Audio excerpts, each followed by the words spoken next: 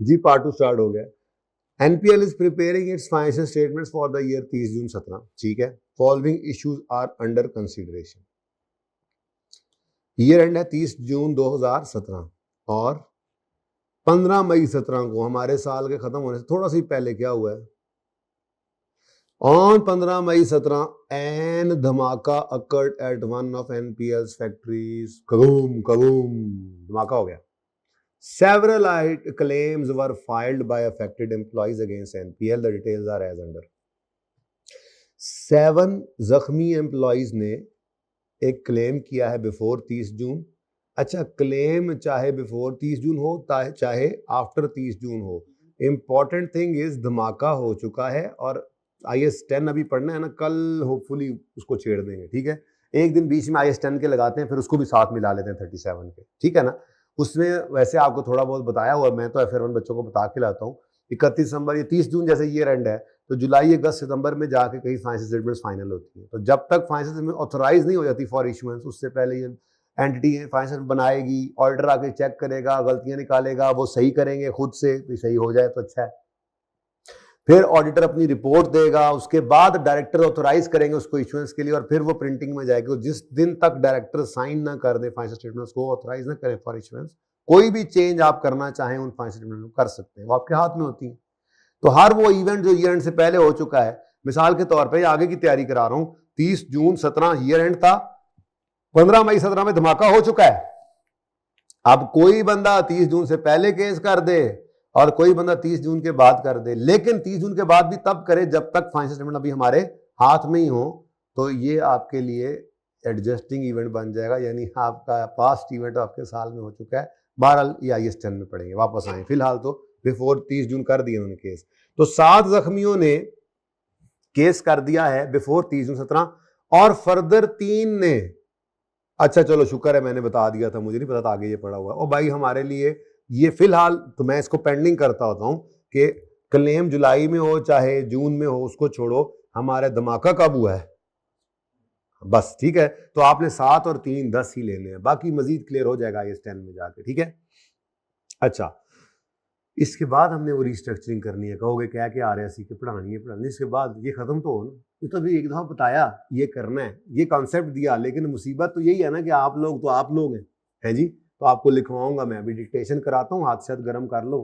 ये रिइंबर्समेंट एक लिखवाऊंगा, थोड़ा सा आपको जरा होश आए कि ऐसे लिखना है। आइंदा नहीं लिखाया करूंगा, सामने रख के बोला करूंगा, लेकिन एक बार लिखवाना पड़ेगा आपको जी। 7 इंजर्ड एम्प्लॉइज ने और 3 इंजर्ड एम्प्लॉइज ने क्लेम कर दिया है। According to NPL's legal adviser, probability that NPL would be determined to be negligent is 80%। हाँ जी, इसका मतलब क्या है, आप कसूरवार होंगे इसका चांस क्या है, 80%। तो इसका मतलब फिर आप पेमेंट करेंगे, इसका भी चांस कितना है, 80%। केस हारने का चांस क्या है, 80%। अब 7 लोगों ने क्लेम किया है, कितना क्लेम किया ये नहीं पता, चलो कोई नहीं। हाँ, आगे उसने खुद ही बता दिया वकील ने, if NPL is found negligent the estimated average cost of each pay out will be, लो जी, नाबा नाबा नाबा नाबा, नाबा है कंपनी, ठीक है जी। नाबा के खिलाफ क्या हुआ केस, किसने किया केस, किसने किया केस, कौन सी हो, जख्मी, जख्मी थे, जख्मी शेर, ठीक है। तो एम्प्लॉइज ने नाबा के खिलाफ केस कर दिया, ठीक है जी। एम्प्लॉइज जो थे ना जी, बेचारे मस्कीन जख्मी हो गए। इन्होंने कहा जी इन्होंने कोई सही से कोई इक्विपमेंट ही नहीं रखा हुआ था, इनकी एंड पे नेग्लिजेंस है। तो आप ना कोर्ट में चले गए कि जी ये जो है ना हमें इनसे डैमेज ले कर दें। वकील साहब कह रहे हैं भाईजान गल है कि तुसी कसूरवार तो नजर आ रहे हो, ठीक है। और अगर आप ये केस, आपके केस हारने के चांसेस तो 80%, और अगर आप हारे, हर बंदे को 10 लाख देना पड़ेगा, ठीक है। तो इसका मतलब एम्प्लॉइज ने जो केस किया है, तो नाबा उन एम्प्लॉइज की तरफ क्या फील कर रहा है, लायबल, ठीक है जी। ये नाबा की कहानी हमने बतानी है, लेकिन उसने डिस्कस कहा है, इसलिए एंट्रीज तो मैं फरमाइशी प्रोग्राम चल रहा है, ठीक है। तो मैंने क्या किया जी, मैंने कहा जी इसकी इसकी लाइबिलिटी बुक कर ले, एक्सपेंस डेबिट प्रोविजन क्रेडिट, ठीक है जी। कितनी है जी, 10 एम्प्लॉइज हैं, हर एक को 1 मिलियन देना पड़ेगा, तो 10 मिलियन। ठीक है, अगली बात,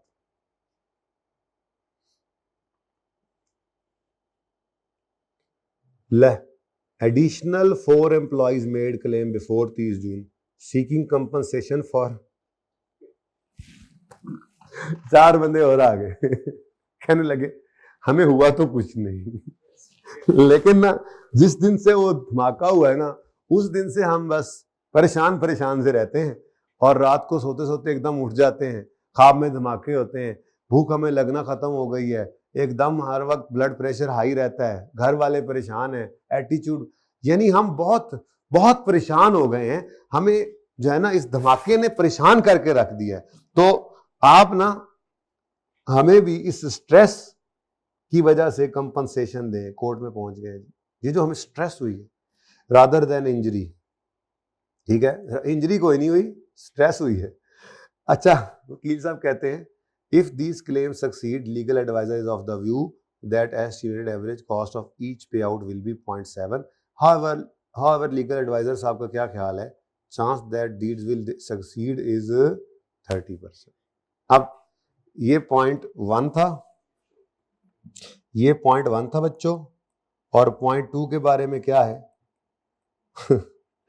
आपको, आप वकील साहब कह रहे हैं भाईजान अब क्या करें, आजकल जो है ना हमारे वकीलों ने भी ना, अब हमारे जजों ने भी ना थोड़ा सा बाहर के लोगों को फॉलो करना शुरू कर दिया है, ठीक है, और अब ये लोग भी थोड़ा सा ना इस किस्म की चीज़ों के ऊपर बड़ा ध्यान देते हैं। तो बहरहाल चांस तो ज़रा मुश्किल ही लग रहा है, लेकिन इन केस अभी तक प्रोविजन चल रही है, अभी तक प्रोविजन चल रही है, अभी तक लाइबिलिटी साइड चल रही है, अभी तक रीइंबर्समेंट नहीं आई, पता नहीं हमने वो क्यों पढ़ा और फिर उसके बाद ये क्यों कर रहे हैं, अभी तक प्रोविजन चल रही है। तो सारा प्रोविजन में वैसे ही लिखना है जो अभी थोड़ी देर पहले आपको लिखवाया है, वो लिखना है ऐसे ही, ठीक है, लिखना है ऐसे हाथ बांध के बैठे, यही तो मसला है, इसलिए तो मैं कल से चेक करूंगा, मैं बस इस तरह से समझाऊंगा जैसे ये समझा रहा हूं, ठीक है, उसके बाद मैं आपको कहूंगा लिख के लाओ और मैं अगले दिन होमवर्क चेक किया करूंगा। Ghost of legs, you know, talk से नहीं मानेंगे। दूसरे के बारे में क्या है जी, नो जर्नल एंट्री, ठीक है जी, नो जर्नल एंट्री, बल्कि only disclose contingent liability, only disclose contingent liability, ठीक हो गया जी, डन हो गया, चले, अच्छा जी, ये तो होगी बात, यहां तक को मसला। अंग्रेजी लिखनी आती है, इन दोनों के बारे में अंग्रेजी लिखनी है, प्रोविजन वाली नहीं लिखनी आती तो सफा खोलेंगे, जैसे अभी लिखवाया वहां से देखकर लिखेंगे, दिल तो कह रहा है बिल्कुल ना लिखूं। चलो अब आज पहली और आखिरी बार लिख रहा हूं, उसके बाद फिर मैं सिर्फ बताया करूंगा और वहां से जैसे मैं देखकर लिखूंगा आप लिखना सीखेंगे। सिचुएशन सामने हो और सामने वो सफा हो तो लिखना चाहिए ना, क्योंकि मेरे सारे डिक्टेट कराने से भी कोई फायदा नहीं होगा जब तक आप खुद नहीं लिखेंगे। चलें, अच्छा जी आगे आए। ओ अच्छा, 80% of all such payouts are recoverable according to terms of insurance policy. लो जी, रिकवरेबल है, इंश्योरेंस पॉलिसी में लिखा हुआ है कि ऐसे कोई भी क्लेम्स अगर होंगे तो उसका 80% हम आपको देंगे। इंश्योरेंस कराई थी हमने अपने वर्कर्स की, अब ये वर्चुअली सर्टन है, ठीक है। तो अब जनाब एकदम से एंटाइटल फील करना शुरू कर दिया है नाबा ने।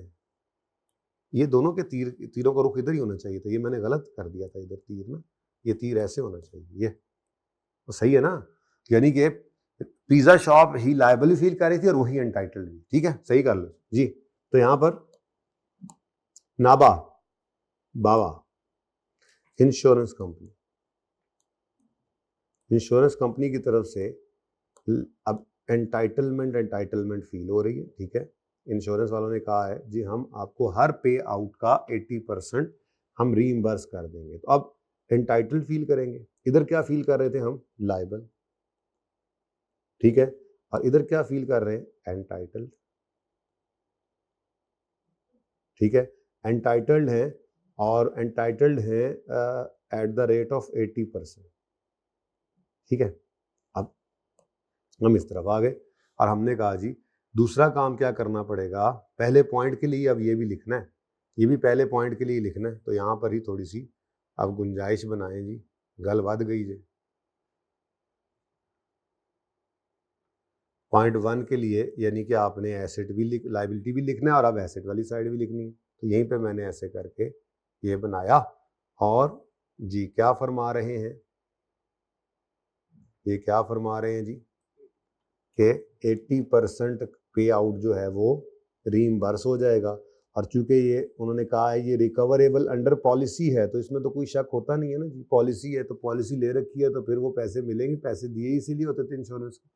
अब एंटाइटलमेंट है तो उसकी एंट्री होगी रिसीवेबल डेबिट और इनकम क्रेडिट। ठीक है, रिसीवेबल डेबिट और इनकम क्रेडिट, और 10 मिलियन का 80% ये पे आउट।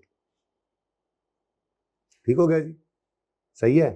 अच्छा, अब यहां तक तो मसला कोई नहीं। अगली बात यह है कि जहां पर आप कंटिजेंट लायबिलिटी डिस्क्लोज कर रहे हैं तो वहां पर आप फिर उस कंटिजेंट लायबिलिटी के अंदर, जाहिर है कंटिजेंट लायबिलिटी क्या है कि आपका मतलब प्रोबेबल तो चलो लो चांस ही कर लो, ठीक है, लो चांस है तो जनरल एंट्री नहीं की, डिस्क्लोज की है कंटिजेंट लायबिलिटी, तो उसी के साथ ही अगर थोड़ी सी लाइन ये भी डाल दें कि अगर कंटिजेंट लायबिलिटी, मुश्किल इसलिए लिखवाऊंगा, अगर कंटिजेंट लायबिलिटी हो जाती है मतलब पेमेंट की तरफ चली जाती है तो उसका 80%।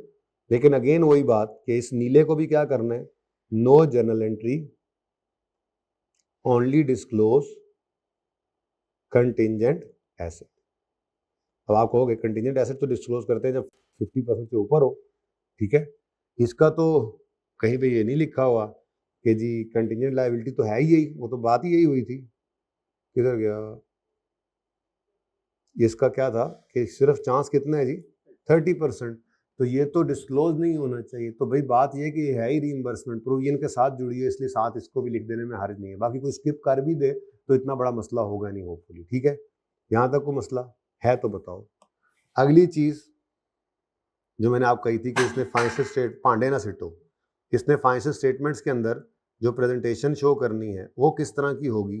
तो पीएनएल के अंदर ऑप्शन है, ये मैं सब कुछ वैसे ही आपको समझा रहा हूँ कि एक्सपेंस आप 10 माइनस 8 कर दो, 10 माइनस 8 यानी कि नेट कर दो, एक्सपेंस को नेट करने की इजाजत है, 2 का एक्सपेंस नेट में शो कर दो।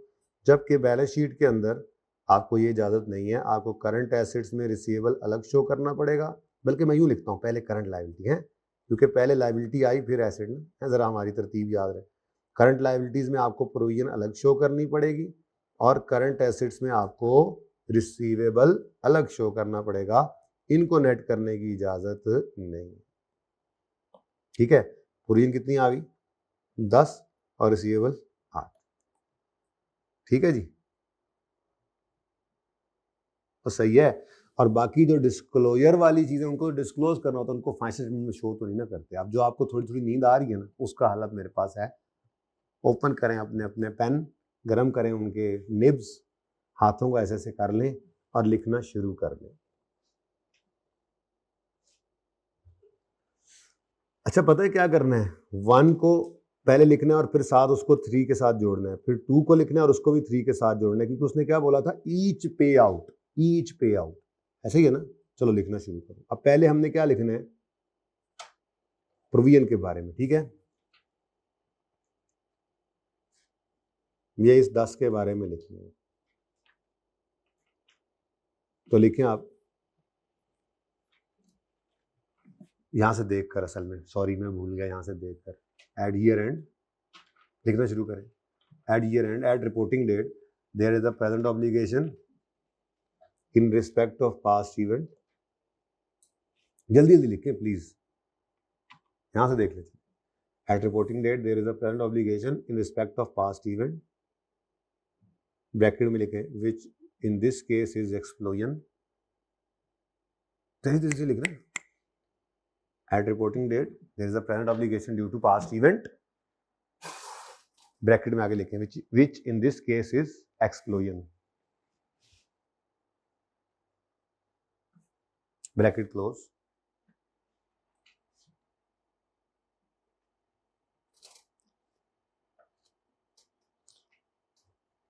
आगे लिखें एंड रुपीज 10 मिलियन, ब्रैकेट में यूं लिखना जरूर है, फिर 10 कैसे निकाला है आपने, and rupees 10 million for the pending claims by workers is 10 million from the pending claims by injured employees, क्यों लिख लें, injured employees is probable that company would require to pay. यहां से देख रहा हूं, देख लो, यहां से देख रहा हूं, 2-3 सवाल ऐसे देखने हैं। रुपीज कितना आया था हमारे सवाल, rupees 10 million of pending claims by injured employees is probable that company would require to pay as advised by legal advisor, as advised by company's lawyer.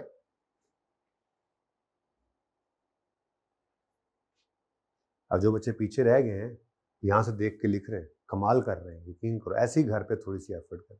अच्छा, फिर इंटरेस्ट भी रहेगा, टाइम भी नहीं लगेगा, इंशाल्लाह कम टाइम में काम होगा।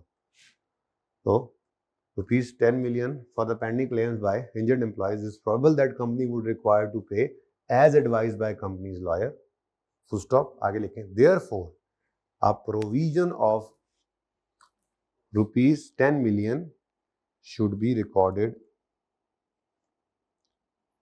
Provision for rupees 10 million should be recorded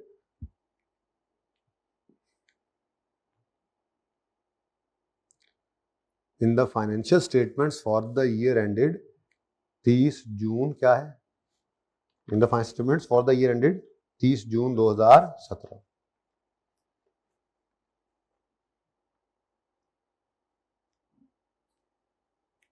अच्छा, वैसे यहां पर ना एक लाइन बनती है IAS 10 की भी, अभी पढ़ा नहीं हुआ, वो लाइन ये बनती है, ये जो 3 लोगों ने ईयर एंड के बाद केस किया है, इसके बारे में हम IAS 10 पढ़ने के बाद ये लिखा करेंगे कि the case filed by 3 employees after year and. नहीं ना, 10 का ही तो करना है, इसलिए तो 10 लेकर चले। अब IAS 10 नहीं पढ़ा हुआ ना, तो क्या करूं, तो आप ब्रैकेट डाल के ये लाइन मेरी तरफ से लिख लें, ठीक है। कल होपफुली IAS 10 को शुरू कर देंगे, तो वहां फिर जाके पता लग जाएगा मैंने 10 एम्प्लॉयज क्यों लगवाए आपके इस प्रोविजन में। यही मैंने कहा ना कि चाहे केस ईयर एंड के पहले हो या बाद में हो, आपका एक्सक्लोजन हो चुका है, ठीक है। तो इनके बारे में जरा लिख लें, ब्रैकेट में लिख लेना है, ठीक है, कि case filed by 3 employees after year and, case filed by 3 employees after year and is an evidence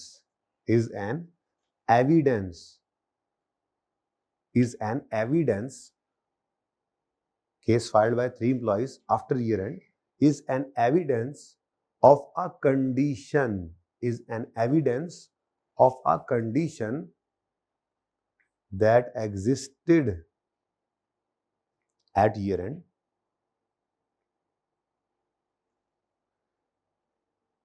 case filed by 3 employees after year end is an evidence of a condition that existed at year end.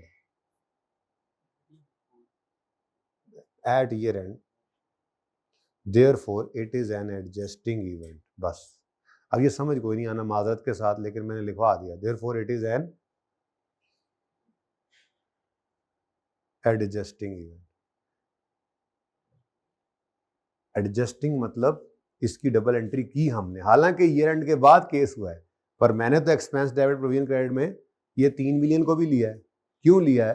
क्योंकि ये adjusting है। क्या है, इसको bracket में ले लो, ठीक है। अब ये समझ आएगा जब IAS 10 पढ़ेंगे। ये लास्ट टाइम मैंने लिखवाया था, मैंने ये नहीं लिखवाया था बीच में, बता रहा हूँ, लेकिन अच्छा है, पता होना चाहिए ये अभी सही थोड़ा सा, ठीक है, कि IAS 10 का बस इतना सा टच है, जब IAS 37 के सवाल में IAS 10 आएगा इतना सा टच होता है बस, ठीक है, कि ये लाइन लिख के बताना होता है, लेकिन वहाँ पर ज़ाहिर है पढ़ेंगे तफसील से। अच्छा, अब अगली बात सुनो, यहाँ पर जो मैंने लिखा ना, the case filed bye employees 3 employees after year and, year and से बेहतर लफ्ज़ है रिपोर्टिंग डेट, जो ऊपर मैंने लिखवाई थी, तो बहरहाल अंडरलाइन करके लिख सकते हो reporting date. Case filed by 3 employees after reporting date is an evidence of a condition that existed at reporting date, therefore it is an adjusting event, ठीक है। तो बस ये बीच में ही शामिल होगा, इसलिए एडजस्टिंग बोलते हैं। इसीलिए मैंने कितने एम्प्लॉइज की ली है जी, ये प्रोविजन 10 की, ठीक हो गया, यहां तक कोई मसला चले। अच्छा, अब इसके साथ आपने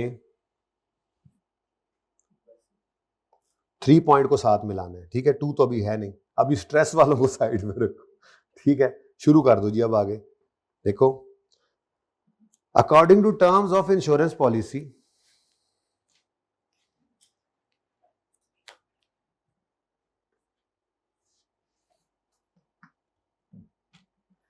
according to terms of insurance policy, देखो ना यहाँ पे थोड़ी सी ना कंजूसी है रीइंबर्समेंट में, तो ये मैं वो वाली लाइन यहाँ पे लिखवा रहा हूँ, ये हर सवाल के अंदर बदल जाएगी, ठीक है। According to terms of insurance policy, यहाँ पर आप यूं लिख देंगे किसी सवाल के अंदर, वो जैसे वो कहे कि वेंडर एग्री हो गया, तो एज द वेंडर एग्रीड, तो ये वाली लाइन यूं बन जाएगी, ठीक है। अकॉर्डिंग, मेरे सवाल में ये बन गई अकॉर्डिंग टू, ये देखो ना पास पेपर्स के अंदर ये नाबा वाला सवाल है ना, तो ये इसी के अंदर है, इसी में से किसी एक के अंदर है, ठीक है। According to terms of insurance policy 80% of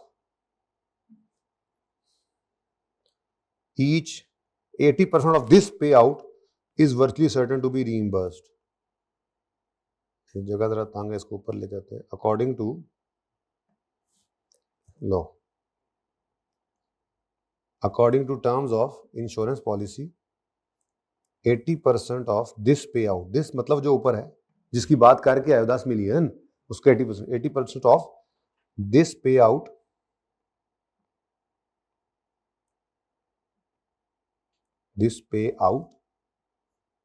जैसे सवाल में लिखा हुआ था वही लिख रहा हूं, इज virtually certain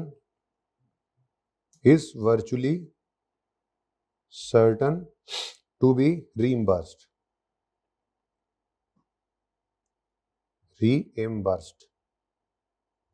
ठीक है जी, is virtually certain to be reimbursed। तो मैं ले आया reimbursement को, पहले लेकर तो आओ फिर अगली बात करें। is virtually certain to be reimbursed, therefore a receivable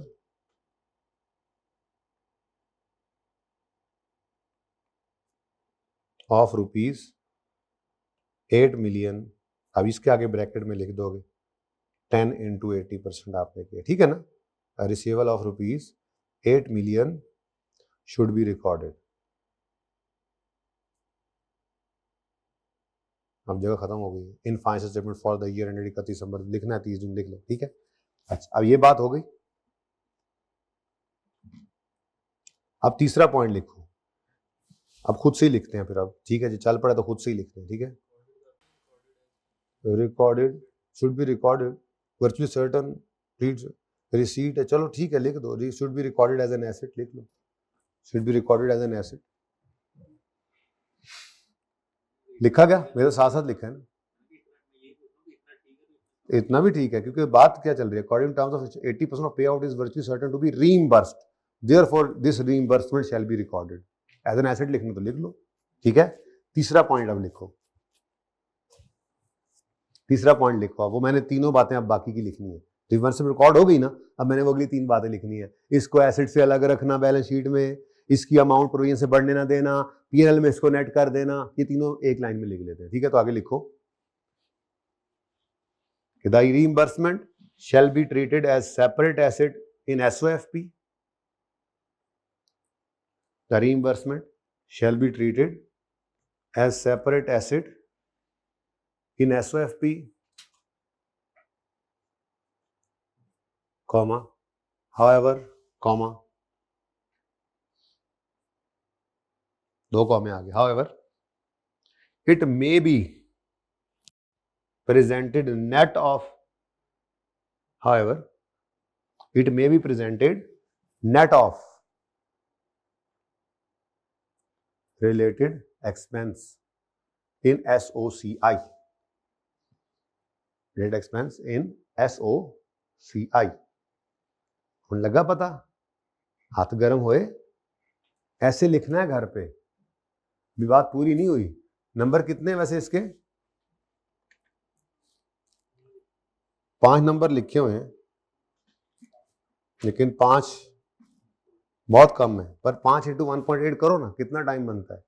अब 7-8 मिनट अगर लंबी कहानियां लिखने बैठ गए तो मिलने हैं 5 नंबर, शायद 4-5 मिल भी जाएं, लेकिन अगले 4-5 निकल गए हाथ से। सो प्लीज इसको ऐसे ही प्रैक्टिस करना है, ठीक है।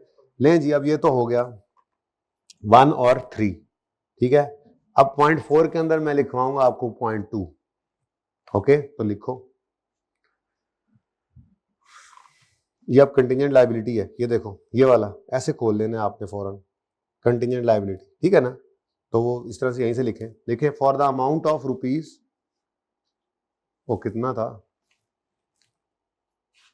ये मैंने लिख निकाला ही नहीं था, इनको इतना हासा आया था हमें इन पे।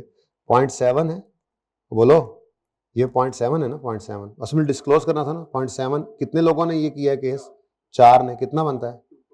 चलो 2.8 मिलियन, 28 लाख ये मांगने आ चलो खैर, अब बताओ, क्योंकि वकील साहब कह रहे हैं आजकल जज साहब बड़े इस किस्म के फैसले कर रहे हैं, तो लिखें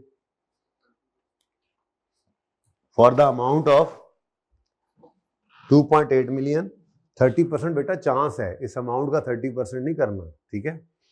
for the amount of rupees 2.8 million, bracket में लिखो 0.7 × 4,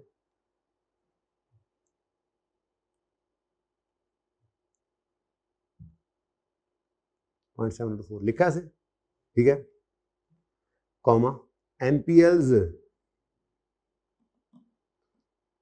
NPL's legal adviser is of the view that, ये थोड़ा चेंज कर दो, ये ऐसे ही लिख लो, चलो ठीक है लिख लो। जब NPL's legal adviser is of the view that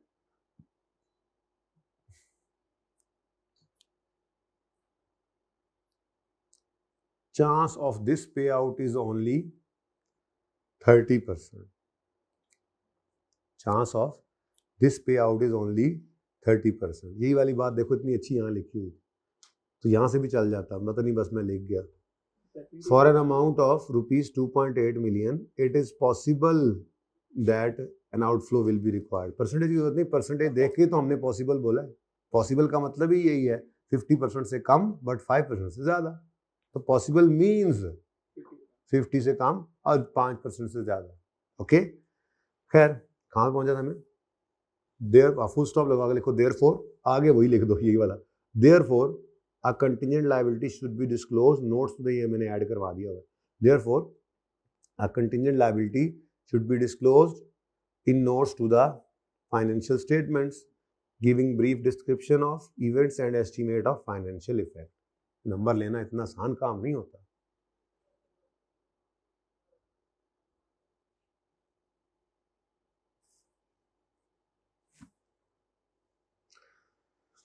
अच्छा यार, अब क्या करें, इसको लिख लें या रहने दें? मेरे ख्याल में तो 2 अकेला ही ठीक लग रहा है।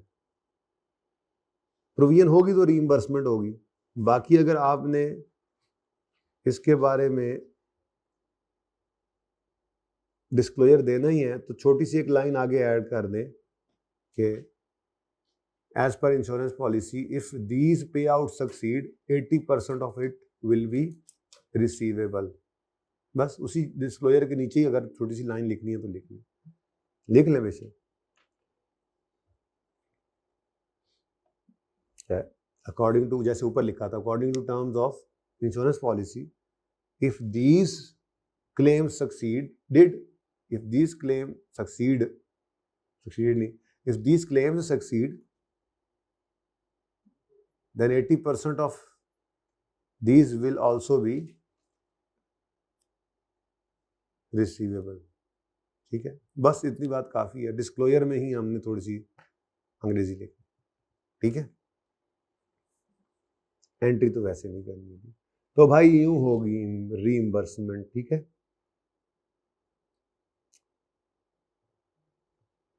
चलिए अब आते हैं उस रिस्ट्रक्चरिंग की तरफ। यहां से पढ़ना तो सही जरा वैसे, ठीक है, यहाँ पे कैसे लिखा हुआ है। अब ये ना किताब में लिखा हुआ होंगे तो थोड़ा सा लिखा हुआ, हमने इतना ज़्यादा पूरा सफ़ा लिखा दिया हमें, ये किताब वाला कॉपी पेस्ट कर लो, इतना ही बन जाएगा। हर बच्चे की अपनी राइटिंग का अपना हिसाब होता है, ठीक है, लेकिन हमने इसको इंश्योर करना है कि हम कम वक्त में ये सारा कुछ लिखें। अब आप प्रैक्टिस करते करते पेपर में जाएंगे ना, तो जितना लिखते हुए प्रैक्टिस करते हुए जाएंगे उसका 70% पर्चे में निकलता है, बाकी नहीं निकलता। तो सबका ही ऐसा होता है, तो आपको फिर अच्छे नंबर उसमें मिलने के चांसेस ज़्यादा होते हैं, और टाइम असल में आपका सेव होता है। समझ तो आपको आ गई होती है एडजस्टमेंट, ठीक है। ये बाद में देखना है जी। सवाल नंबर 9, 10, हाँ रीइंबर्समेंट यहाँ से तो पढ़ा दी थी ना, ठीक हो गया।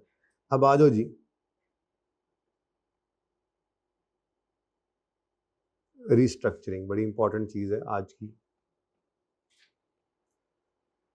रिस्ट्रक्चरिंग का मतलब जैसे आपको मैंने अर्ज किया था, पहले इधर देख लें फिर देखना कहाँ पे पेज कौन सा है। रिस्ट्रक्चरिंग मैंने आपको जैसे अर्ज किया ना, रिस्ट्रक्चरिंग का मतलब है कि आप अपनी किसी मुल्क में कोई फैक्ट्री बंद कर दें, किसी मुल्क से ही निकल जाएं, फ्यूचर में सोच रहे निकल जाएं, या उस मुल्क में रहें लेकिन उसमें किसी एक शहर में काम बंद कर दें, या किसी भी शहर से ना निकलें लेकिन अपनी फैक्ट्री में एक प्रोडक्शन की लाइन बंद कर दें। जैसे मैंने कहा आप जूस, पानी और दही बना रहे हैं, आप कहते दही बनाना बंद, या आप कोई प्रोडक्ट लाइन भी नहीं खत्म करते लेकिन आप एक मैनेजमेंट की पूरी लेयर उड़ा देते हैं, कहते हैं जी यहाँ पर अब हम कंप्यूटर सिस्टम्स ला रहे हैं तो यहाँ पर अब इन लोगों की ज़रूरत नहीं है, यहाँ पे एआई का काम चलेगा, तो आप रिस्ट्रक्चर कर रहे हैं अभी, ठीक है। आप रीलोकेट करने का सोच रहे हैं अपनी फैक्ट्री को, अपने एम्प्लॉयज़ को, कोई भी ऐसी चेंज फ्यूचर में आप कर रहे हैं जिससे एम्प्लॉयज़ आपके आगे पीछे होने, फारिग होने हैं, ठीक है।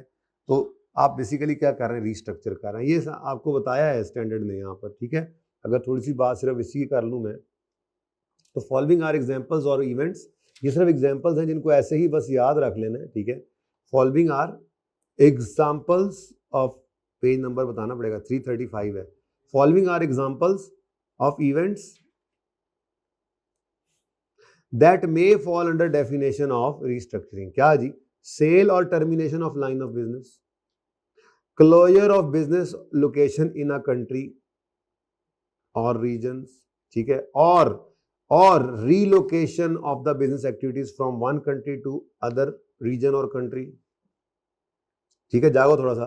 चेंज इन मैनेजमेंट स्ट्रक्चर, ठीक है, fundamental reorganisation that have material effect on nature and focus of entities operation, fundamental reorganisation करने जा रहे हैं, ठीक है जी, ओके। थोड़ा सा जागो, थोड़ा सा जागो, थोड़ा सा जागो।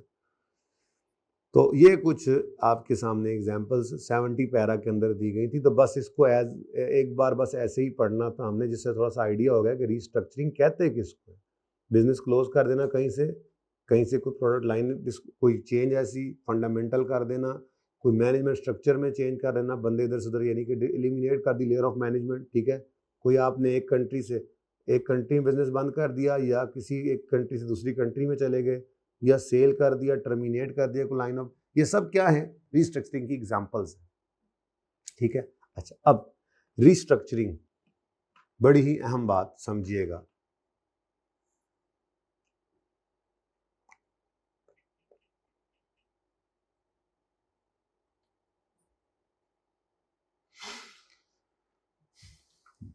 अच्छा जी, हमने 31 दिसंबर 2024 पर खड़े हैं इस वक्त, ठीक है जी, और हमने जनवरी, फरवरी और मार्च, ये 3 महीने हमने ये सोचा है, ठीक है। ये जो 31 मार्च आएगा, इस पे हम क्या कर देंगे, हम अपना बिजनेस क्लोज कर देंगे, ठीक है। लेकिन ये ऐसे ही नहीं कि आपने बस यहाँ पर लिख दिया और बिजनेस क्लोज हो जाएगा, ठीक है। आपको नजर नहीं आ रहा है, 31 मार्च, आपको इसके लिए 2 शर्तें पूरी करनी पड़ेंगी अगर आप इस रिस्ट्रक्चरिंग की आज खड़े होकर प्रोविजन बनाना चाहते हैं। तो पहली शर्त तो यहाँ से पता लगे, पहली बात करना क्या है। तो भाई यहाँ पे मिसाल के तौर पे आपने नवंबर, दिसंबर में 31 दिसंबर से पहले पहले आपने सबसे पहले तो क्या किया, एक डिटेल्ड प्लान तैयार किया, डिटेल्ड प्लान कि कैसे हम रीस्ट्रक्चर करेंगे, क्या क्या चीज़ हम बंद करेंगे, किस किस को फारिग करेंगे। और फिर अगली बात, ये डिटेल्ड प्लान आपने अनाउंसमेंट के ज़रिए लोगों को कम्युनिकेट भी कर दिया। तो हमने डिटेल्ड प्लान बनाया और हमने अनाउंस कर दिया,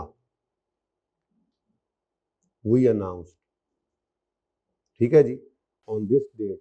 इसी दिन हमने कह दिया था, we announced on this date that we are going to we announced on this date, जरा शॉर्ट कर लें, on this date that we are going to go big, no, we are going to go down, we are going to close our दही division, और दही division, हम अपनी दही वाला डिवीजन बंद करने जा रहे हैं ऑन 31 मार्च। तो ये ज़रूरी है बच्चों। अब जैसे ही ये बात होगी, अब अगलों के दिल में एक वैलिड एक्सपेक्टेशन डेवलप हो जाएगी, ठीक है। ये नहीं क्योंकि यार ही हर साल ये ऐसे कहते हैं और बाद में करते कुरते नहीं है, ठीक है। तो अगलों के दिल में वैलिड एक्सपेक्टेशन डेवलप कब होगी? अनाउंसमेंट के साथ, ठीक है ना। तो अनाउंसमेंट अगर हो गई है तो फिर ये आपकी कंस्ट्रक्टिव ऑब्लिगेशन है, ठीक है।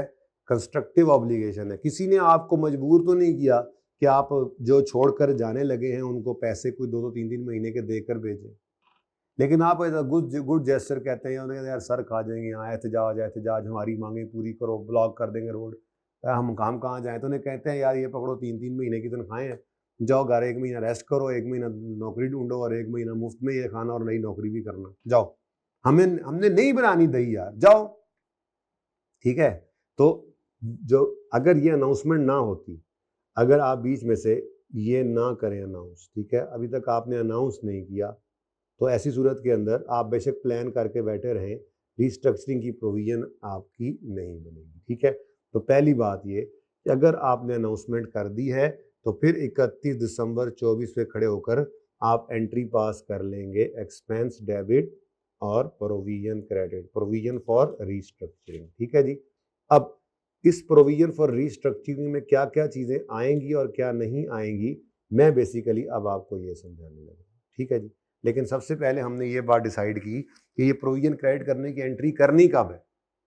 हम एक सवाल देखेंगे, एक सवाल 2 साल की डिस्कशन वाला है, जिसके अंदर कहानी कुछ यूँ होगी कि यहाँ पर हमने प्लान बनाया था, फिर 31 दिसंबर 23 तक उसको हमने कम्युनिकेट नहीं किया, फिर कम्युनिकेट किया अगले साल में, तो इस साल में कोई प्रोविजन नहीं होगी, 24 वाले साल में होगी, 23 वाले साल में नहीं होगी। ये असल में बात ये थी।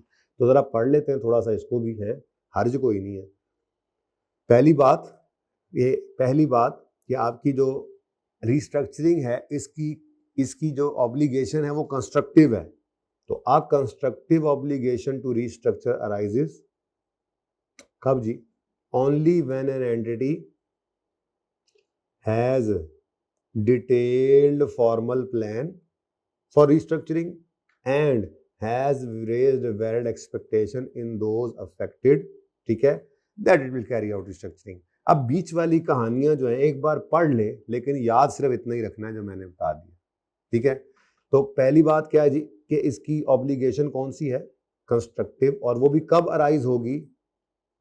अराइजेस ओनली व्हेन दो चीजें पूरी हो, anti has detailed formal plan and it has raised valid expectation in those affected, ठीक है।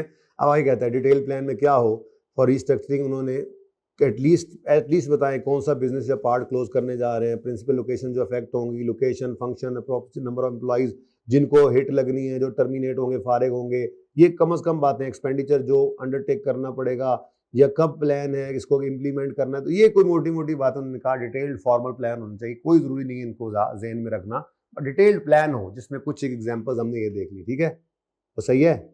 अच्छा, अगली बात, तो उसके बाद रेज करते valid expectation on those affected कि वो रीस्ट्रक्चरिंग करेंगे by starting to implement that plan और announcing its main features to those affected. लोगों को बुलाकर समझा रहे हैं प्यार मोहब्बत से कि भाईजान ऐसा है, अब इतने लोगों हमने फारिग करने हैं, तो ये जो बशीर और जमील और शकील और शौकत और ये आप सारे जो हैं और आपकी सारी टीम ये फारिग होने जा रही है, ये हमारा हम डिपार्टमेंट बंद कर रहे हैं, तो ये क्या है, अनाउंसमेंट ही कर रहे हैं, ठीक है।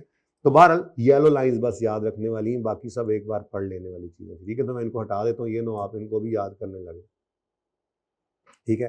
तो कंस्ट्रक्टिव ऑब्लिगेशन रिस्ट्रक्चर है कब, जब डिटेल फॉर्मल प्लान हो और रेज कर दे ये चीज़ वैलिड एक्सपेक्टेशन। अब अगली बात आती है, अब अहम बात शुरू होती है, ठीक है, क्योंकि सवाल में एक तो ये बात होगी, देखो यहाँ पे देख लिखने के लिए वही वाली बातें हैं, ऐसे कंस्ट्रक्टिव ऑब्लिगेशन वाली बात ऐसे लिखेंगे आप, ये देखो मैं तो ये पढ़ा रहा हूँ इस वक्त, मेरा तो कम्युनिकेट हो चुका हुआ है। तो आप provision for restructuring is recorded as formal restructuring plan has been finalised and approved by management, formal announcement has made, therefore constructive obligation has arisen on this date, provision should be made for, आगे बताता हूँ क्या चीज़ provision में आए क्या चीज़ ना आए, ठीक है।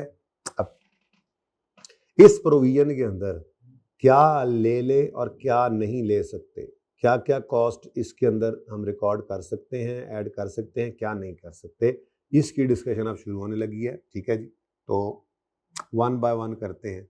सबसे पहले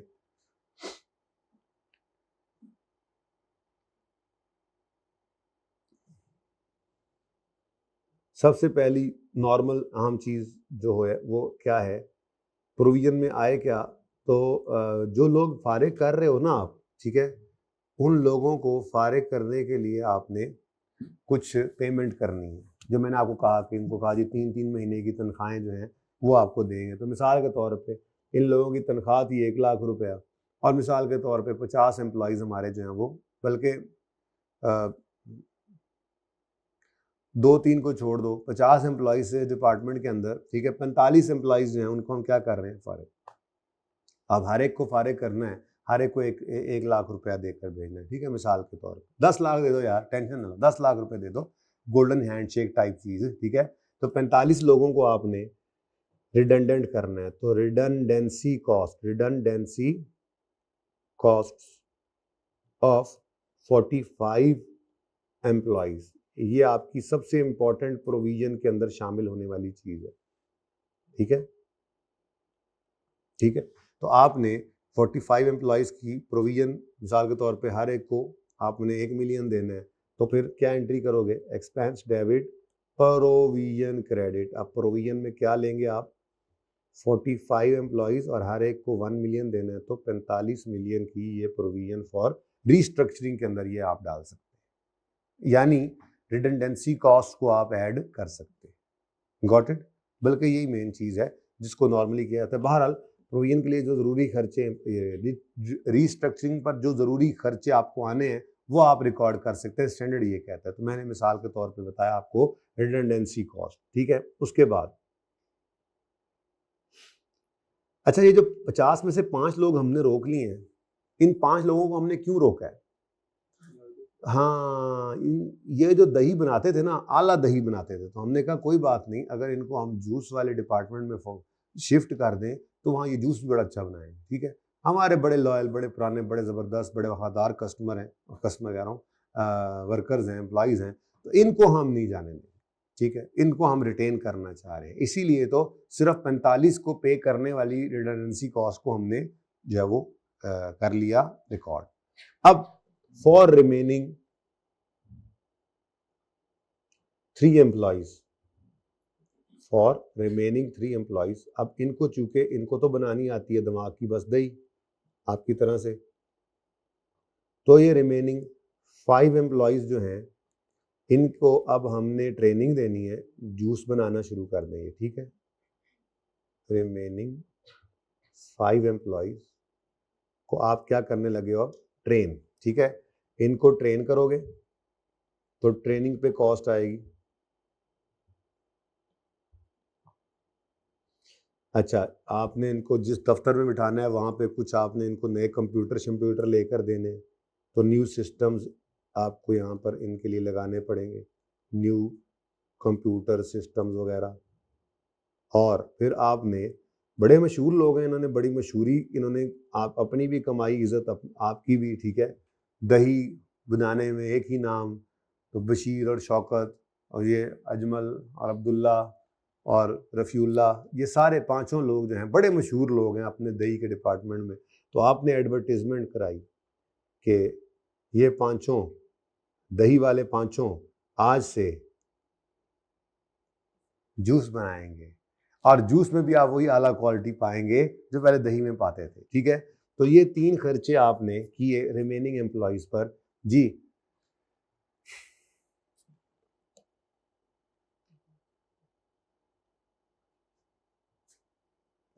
पैरा 80 मैंने ये आपको बताया है। चलो खैर वहाँ से पढ़ भी लेंगे, आपने पैरा को क्या करना वो बाद में देखते हैं। ठीक है, पैरा 81 मैंने अभी अभी आपको पढ़ा दिया। ठीक है जी, पैरा 81 क्या है मुझे बताओ जी, अभी पूरा नहीं हुआ, आपने मुझे बताना है कि अगर ऑन गोइंग बिजनेस से रिलेट कर रहा है कोई खर्चा, तो क्या इसको रीस्ट्रक्चरिंग की प्रोविजन में डालने की इजाज़त होनी चाहिए?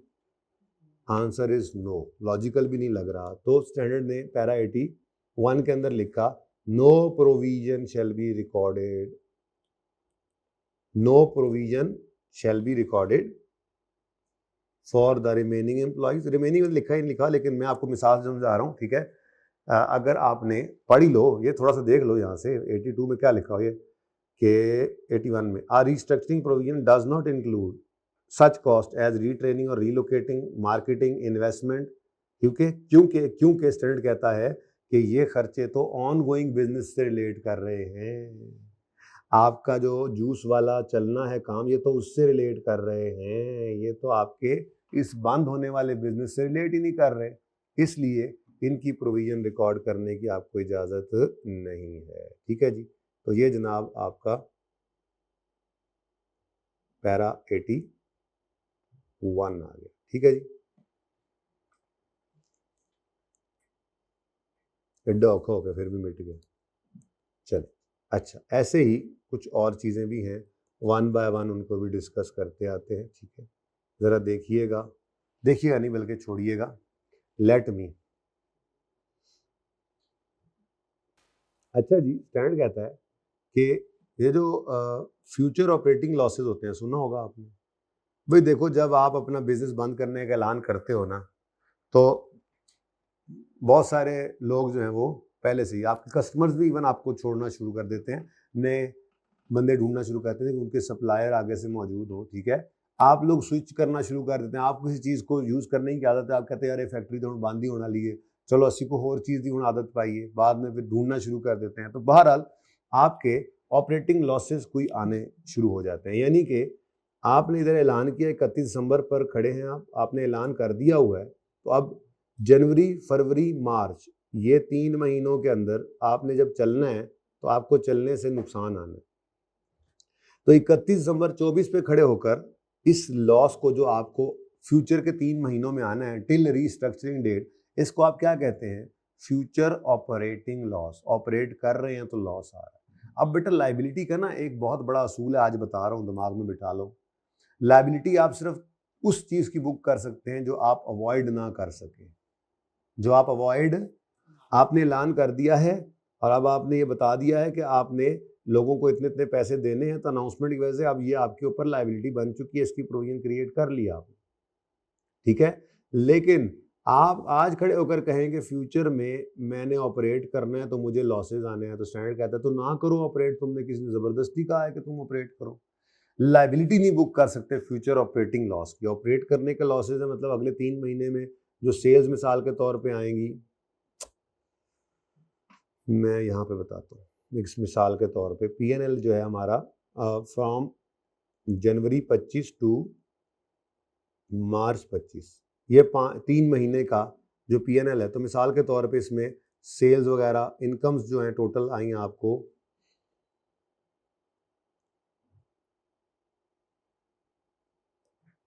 180 रुपये की इनकम आ रही है, लेकिन दूसरी तरफ आपके एक्सपेंसेस कॉस्ट जो हैं वो 200 रुपये पे जा रही हैं, तो आपको फ्यूचर में ऑपरेट करने से क्या आ रहा है? 20 रुपये का लॉस। इन 3 महीनों में 20 रुपये का लॉस है। किसी शहर ने कहा यार चूंकि बंद करने जा रहे थे तो इसी वजह से ये लॉस आ रहा है, तो इसको भी ऐड कर लो। शहर ने कहा नहीं, फ्यूचर ऑपरेटिंग लॉसेस को आप नहीं ऐड कर सकते। तीसरी बात मैंने लिखी फ्यूचर ऑपरेटिंग लॉसेस के बारे में, ये सारे आपको पैराज में पढ़ा रहा हूँ लेकिन ज़रा बहाने से पढ़ा रहा हूँ। ठीक है, तो फ्यूचर ऑपरेटिंग लॉसेस के बारे में क्या हुक्म है स्टैंडर्ड का, वहां से पढ़ोगे तो वो स्टैंडर्ड ने भी ये लिखा हुआ है, घर से पढ़ना ही है आपने, ठीक है। ये पैरा 82 है हमारा, ठीक है, पैरा 82, ताकि फिर आप बाद में ना घर आसानी से पढ़ सकें इसको। कल फिर मैं इसका कोई एक आधा सवाल देखूंगा, दिल किया तो लिखवा दूंगा, वैसे आपको लिखवाना है, आपको आपने लिख के आना है, सॉरी, ठीक है, मैंने लिखाना। तो वी विल आज थोड़ी सी क्लास आगे जाएगी, 2-4 मिनट जाने देना। वी विल मिसाल के तौर पे परचेज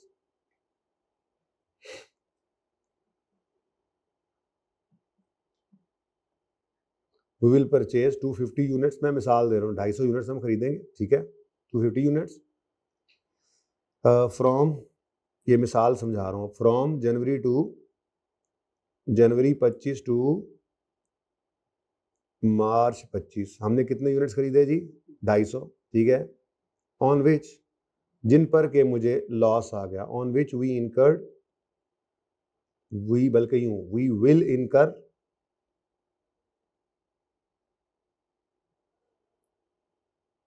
अ लॉस ऑफ ₹200, ऐसे मिसाल के तौर, ठीक है। तो अब 200 रुपए का लॉस मुझे आ जाएगा फ्यूचर में जब मैं ये यूनिट्स खरीदूंगा और इनको लॉस पे बेचूंगा। तो स्टैंडर्ड कहता है ना खरीदो, ना बेचना, फिर नहीं आएगा लॉस। फ्यूचर के अंदर ऑपरेट करके लॉस आना है ना, तो मत करो ऑपरेट भाई, किसी ने तरला किया तुम्हारा, तुम कह रहे हो प्रोविजन बुक करो, प्रोविजन आप सिर्फ उस चीज की बुक कर सकते हैं जो आप अवॉइड ना कर सकें ईयर एंड पे खड़े होकर, वो लायबिलिटी बनती है। लायबिलिटी बुक करने का सबसे बड़ा असूल ही यही, ठीक है। तो फिर this loss is avoidable, this loss is, इसके बारे में जाहिर है लिखा हुआ है ना, स्टैंडर्ड में लिखा हुआ, इस इनके बारे में उसने क्या कहा, क्यों प्रोविजन ना बनाओ, क्योंकि ये ऑनगोइंग बिजनेस से रिलेट करता है। इसके बारे में क्या, अब ये ना जब हम लिखेंगे ना जवाब में, तो ये बातें लिखनी होंगी इसी तरह से, हम इसी के नंबर मिलते हैं, ठीक है। ये क्यों ना ऐड करो प्रोविजन, ये तो करना है ना, ये क्यों ना ऐड करो प्रोविजन, क्योंकि ये रीस्ट्रक्चरिंग का खर्चा ही नहीं है, तो ऑनगोइंग बिजनेस से रिलेट कर रहा है। ये क्यों ना ऐड करो, क्योंकि ये लॉस अवॉइडेबल है, अवॉइडेबल लॉस है, तो इसकी लायबिलिटी बुक करने की, ये जनरल रूल है लायबिलिटी बुक करने का। ईयर एंड पे खड़े होकर देखो कि क्या ये लायबिलिटी हम अवॉइड कर सकते हैं, अगर कर सकते हो तो अच्छी बात है, नहीं कर सकते तो फिर लायबिलिटी बुक करो। लायबिलिटी बुक अगर अवॉइड कर सको तो फिर इसको बुक करने की जरूरत नहीं है। तो this loss is avoidable, this loss is avoidable, so no provision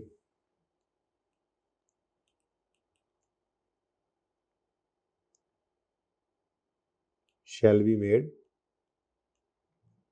for this loss, ठीक है, ओके ओके, डन, सही है। अच्छा, एक और इसी तरह का है, एक और इसी तरह का है, आपने जवाब दे लेना है, आई नो यू, ठीक है। और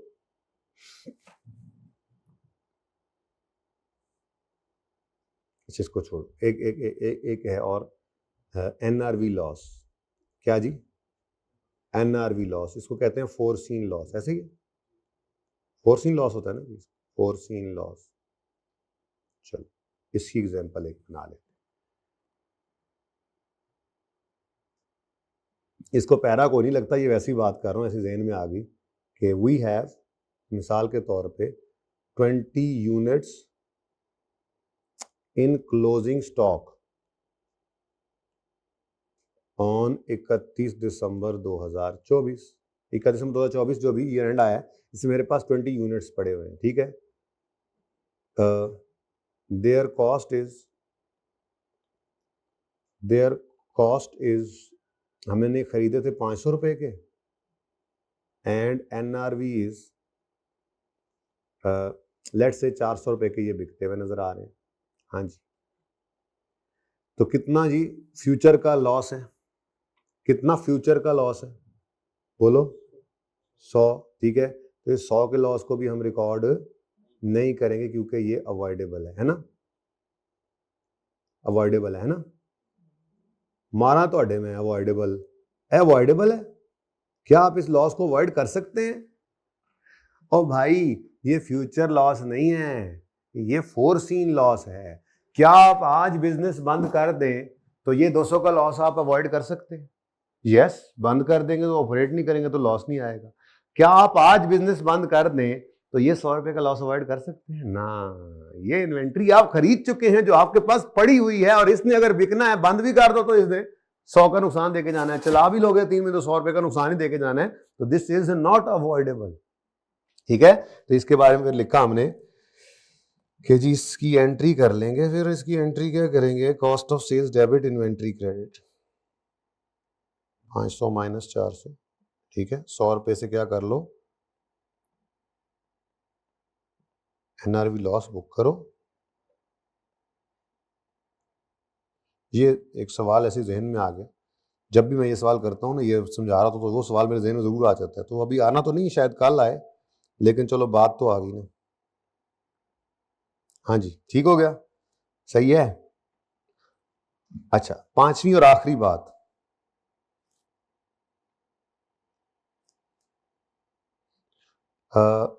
आप फ्यूचर में ये दही बनाने वाला जो आपका प्लांट है, इसको क्या करोगे? बंद करोगे ना, बंद। तो बोलो, अब वो जो प्लांट है, मशीनरी है, जो इक्विपमेंट है, फर्नीचर है, सारी चीजें हैं, वो आपकी फारिग हो जाएंगी? बोलो, फारिग होंगी तो आप उनको बेच सकते हो। क्या ख्याल है? बेचोगे ना? जब बेचोगे तो उन पर फ्यूचर में गेन भी आ सकता है, कह नहीं? अब किसी सियाने ने फिर कहा कि आप, यार किसी सियाने ने आपको कहा यार यूं करो, जब रिस्ट्रक्चरिंग की कॉस्ट ले रहे हो तो फ्यूचर में जब रिस्ट्रक्चर करोगे तो आपके जो एसेट्स हैं ये बिकेंगे, तो इन पर कोई ना कोई गेन आ जाएगा। तो उस गेन को जो फ्यूचर में आना है, आज खड़े होकर इस प्रोविजन में से क्या कर दो, नेट कर दो। तो स्टैंडर्ड ने कहा सबर करो सबर, फ्यूचर एक्सपेक्टेड गेन्स को आपने प्रोविजन में से नेट नहीं करना। ये जो मैंने 2-3 चीज छोटी छोटी चीजें छोड़ के नहीं आया था मैं कंस्ट्रक्टिव ऑब्लिगेशन के बाद में, एक पैरा ये भी है, वो अलग से पैरा भी है, यहां भी रेफर किया गया उस पैरा को, ये पैरा 51। और ये अगर आपने पढ़ना होगा, जो मैं कल पढ़ाऊंगा इंशाल्लाह, आज भी नियत थी इसको पढ़ाने की, लेकिन चलो ये तो पढ़े भी जा सकते हैं, वैसे बाय द वे बता रहा हूँ। हाँ, कितने गया? पैरा 51 एक्सपेक्टेड मैसेज, ये risk and asset, future events, इसके बाद ये expected disposal of asset, para 51। तो पैरा 51 की बात यहां से बाद में पढ़ लेंगे। बहरहाल उसने यहां पे जनरली भी लिख दिया कि gain from expected disposal of asset shall not be taken into account in measuring a provision. जैसे मिसाल के तौर पे आपने प्रोविजन फॉर डीकमीशनिंग निकाली थी, याद है? वो एंड पे जाके आपका वो एसेट बिक कर उस पे गेन भी तो आ सकता है। तो किसी ने कहा नेट कर दो दोनों को, तो ये इजाजत नहीं देता था IAS 37, इसीलिए तो वहां पे बात ही नहीं की। IAS 37 ये कहता है कि वो गेन और डिस्पोजल IAS 16 डील करेगा, जब उस पे आएगा तो पीएनएल में ले जाना। अब ये जनरली भी प्रोविजन के अगेंस्ट यही रूल है। प्रोविजन के लिए क्या रूल है, जनरली क्या रूल है?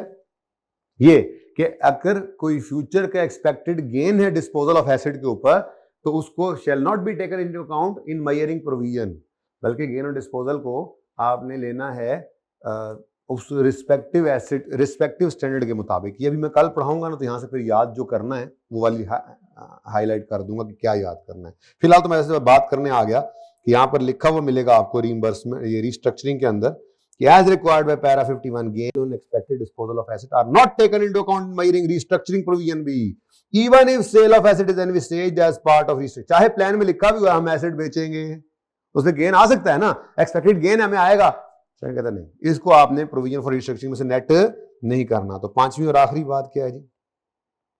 Future gain, future expected gain, चलो फ्यूचर गेन ठीक है, एक्सपेक्टेड ही होता है। Future gain on disposal of assets, on disposal of assets, इनके बारे में क्या हुक्म है जी? स्टैंडर्ड भाई क्या हुक्म है? स्टैंडर्ड भाई क्या हुक्म है? बोलो, स्टैंडर्ड का क्या हुक्म है जी? क्या करें इसको? क्या करें? प्रोविजन में से नेट कर दें? मैं कहता ना ना ना, ठीक है, do not ignore in measuring provision, इसको क्या कर दो, इग्नोर कर दो इन मयरिंग प्रोविजन अगर दिया हो, इग्नोर इन मयरिंग प्रोविजन, या यूं कह लो, दूसरी बात कह लो, और do not deduct it from, do not deduct it from provision of 47 lakh. हमारी 47 लाख की प्रोविजन थी ना, उसी में डाल देते 47 लाख, 45 लाख। ठीक है जी, सही है, ये मतलब इसका ही है। अब ये कौन सा पैरा है जी, ये जनाब पैरा 83। तो लें जी, ये रिस्ट्रक्चरिंग आपकी। अब रिस्ट्रक्चरिंग की समझ आ गई। अब ये वहां पर कंसोलिडेशन के उस सवाल में कह रहा था कि अगर सब्सिडरी खरीदते हुए आप सोच रहे हो कि इसको हम रिस्ट्रक्चर कर देंगे, तो आपकी सोच की वजह से जो प्रोविजन नहीं बना लेनी वो, क्योंकि अनाउंसमेंट तो हुई नहीं, अनाउंसमेंट नहीं हुई तो फिर कौन सी प्रोविजन, इसलिए वो प्रोविजन ही सिरे से रिकॉर्ड नहीं की थी। ठीक है, 1 मिनट के लिए जरा इसको पढ़ना है आपने, पूरे पेज नंबर 335 को। मैं यहीं से बात शुरू करूंगा, लेकिन पास पेपर के अंदर तशरीफ की टोकरियां लाएं और आपने उस पेज को सामने रखना है और लिखने की कोशिश करनी है, कोई मसला नहीं है, यू विल डू इट, कोई मसला नहीं है, कोई मसला नहीं है। जहां जहां रिस्ट्रक्चरिंग नजर आ रही है वहां वहां आपकी शामत आ रही है। पेज नंबर स्टार्ट में आए, क्वेश्चन नंबर देखते जाओ, क्वेश्चन नंबर 2 का पार्ट 2 देखते जाओ, 2 का पार्ट 2। मैंने नहीं पढ़ा इसमें क्या है, मुझे नजर आ रहा है कि ये वही रिस्ट्रक्चरिंग है। कोई छुपा हुआ निकल गया तो निकल गया, सामने जो नजर आएंगे उनको नहीं छोड़ूंगा। क्वेश्चन नंबर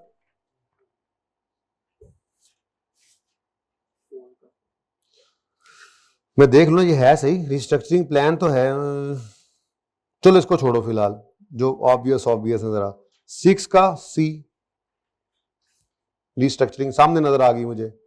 उसके बाद ये 8 का सी, मतलब आपने एक पॉइंट पढ़ा है तो 3-4 नंबर तैयार हो गया आपके, जब जब I-37 में आ रहा है। ठीक है,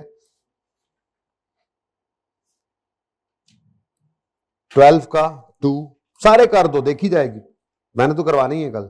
12 का 2, उसके बाद लेकिन सिर्फ डिस्कस लिखने, आपने लिख के आपने आना, एक आधा और होना चाहिए था यार, नहीं है। Oh no,